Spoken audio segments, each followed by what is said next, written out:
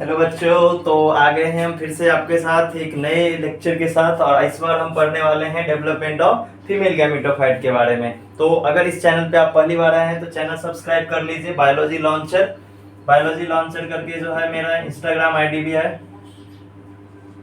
ठीक है। आप वहां भी क्या कर सकते हैं, मुझे फॉलो कर सकते हैं और आपके जो भी डॉट्स हैं उसे आप क्या कर सकते हैं, पूछ सकते हैं, ठीक है। तो आज हम देखने वाले हैं किस चीज के बारे में, डेवलपमेंट ऑफ फीमेल गैमेटोफाइट के बारे में, यानी फीमेल गैमीट्स कैसे तैयार होता है, कौन से स्ट्रक्चर में। लास्ट लेक्चर में आपने देखा होगा, हमने देखा था फीमेल गैमेटोफाइट का स्ट्रक्चर, लेकिन डेवलप कैसे हुआ वो आज हम पढ़ने वाले हैं। तो सबसे पहले बच्चों ध्यान दो कि डेवलपमेंट ऑफ फीमेल गैमेटोफाइट से पहले आपको पता होना चाहिए कि मेगा स्पोरोजेनेसिस यानी क्या। तो that means development of mega spore. Mega sporogenesis है ना, जेनेसिस मतलब बनना, ठीक है, और mega spore banana, that means formation of mega spore.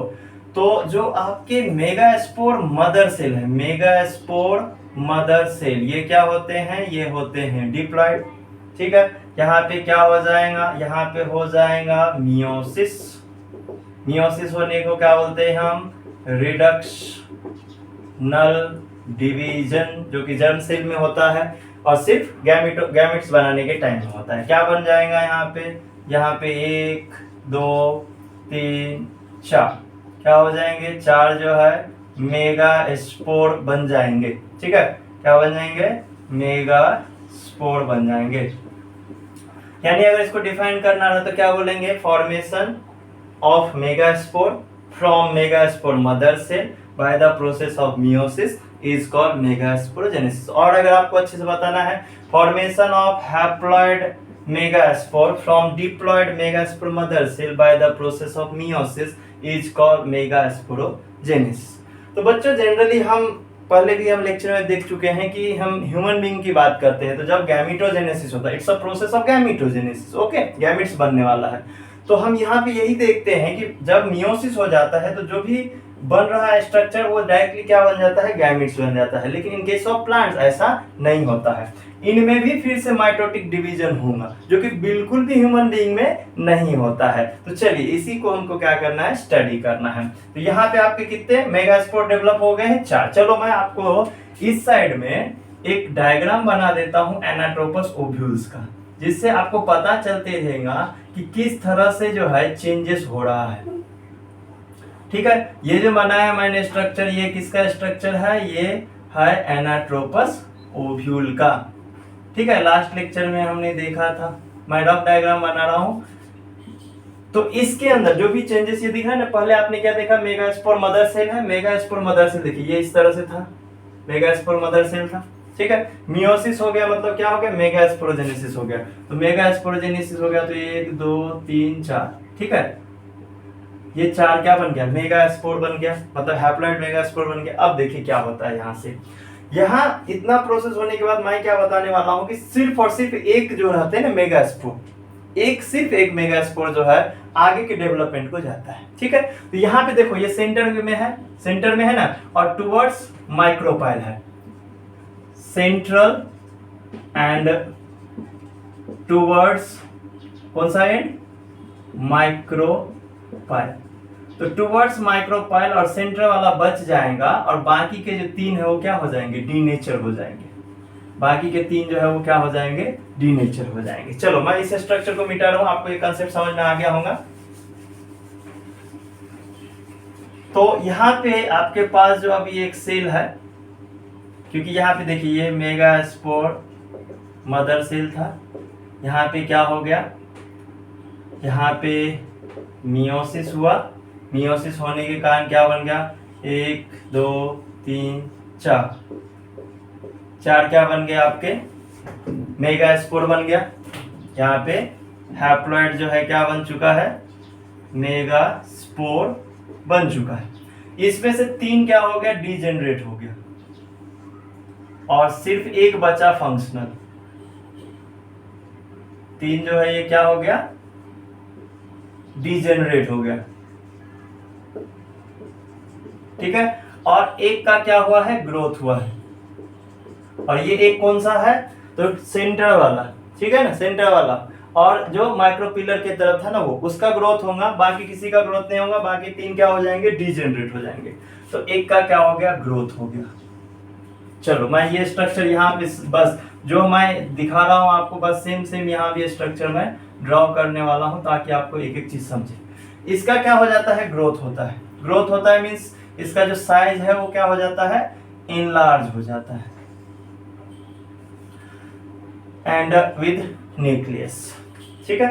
अब इसमें क्या होने वाला है, 3 times successively 3 times free nuclear division. अब ये फ्री न्यूक्लियर डिवीजन क्या है, तो first division only concerned with nucleus. Free nuclear division means what? Only concerned with nucleus. Divide nucleus but not wall. Cytoplasm नहीं डिवाइड होगा। कितने nucleus बन के, 2। फिर से डिवाइड होगा, कितने न्यूक्लियस बन गए, 4, यानी ये हो गया सेकेंड डिवीजन। उसके बाद फिर से एक बार डिवाइड होगा, थर्ड डिवीजन। माइटोटिक डिवीजन हो रहा है, अभी जो डिवीजन हो रहा है ये कैसा है, माइटोटिक है, क्योंकि ऑलरेडी मियोसिस हो चुका है, मियोटिक डिवीजन हो चुका है।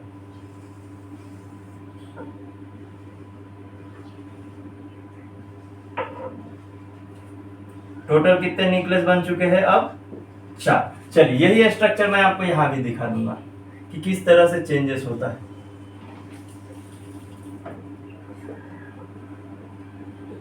देखिए, तो टोटल 8 न्यूक्लियस बन चुका है, टोटल 8 न्यूक्लियस बन चुका है। अच्छा, यहां से लेके यहां तक का जो डिवीजन है ये क्या कहलाएगा,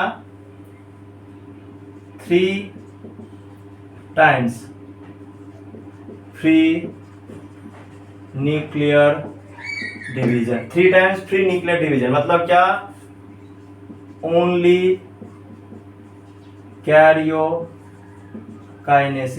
और कैरियोकाइनेसिस का मतलब क्या होता है, division of nucleus, division of nucleus. सिर्फ न्यूक्लियस डिवाइड हो रहा है, 1 से 2, 2 से 4, 4 से 8, 3 टाइम डिवीजन हुआ सक्सेसिवली। फ्री न्यूक्लियर डिवीजन है मतलब सिर्फ और सिर्फ न्यूक्लियस डिवाइड हुआ है। देन यहां से स्टार्ट होता है वॉल फॉर्मेशन। लेकिन वॉल फॉर्मेशन से पहले क्या होता है, अच्छा ये चारों दोनों क्या है, एंड है, ये एंड है और ये भी क्या एंड है, पोलर एंड बोला जाता है इसे।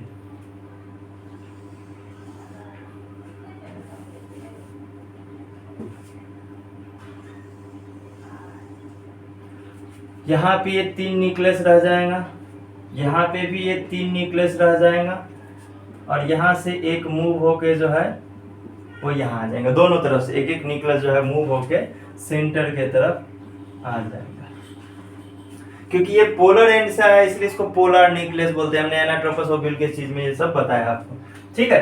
तो यानी यहाँ पे क्या हो गया, तो मूवमेंट ऑफ पोलर न्यूक्लियर, यहाँ पे क्या हुआ है, movement of polar nuclear. Then final structure जो है आपका कुछ इस तरह से तैयार होगा। ये चलाजर एंड है, ये कौन सा एंड है, चलाजर एंड। ये कौन सा एंड है, माइक्रोपिलर एंड। तो चलाजर एंड के तरफ जो वॉल बनेगा वो इक्वल साइज का बनेगा और बन जाएगा क्या, एंटीपोडल्स, ओके।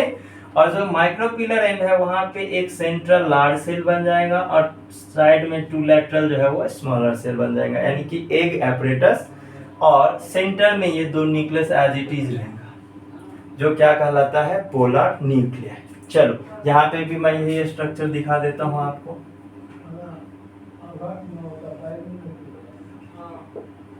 ये 3 एंटीपोडल सेल्स, ये सेंट्रल न्यूक्लियस, और ये 2 स्मॉलर जो है वो क्या है, सिनर्जिड सेल, और ये सेंट्रल में पोलर न्यूक्लियस।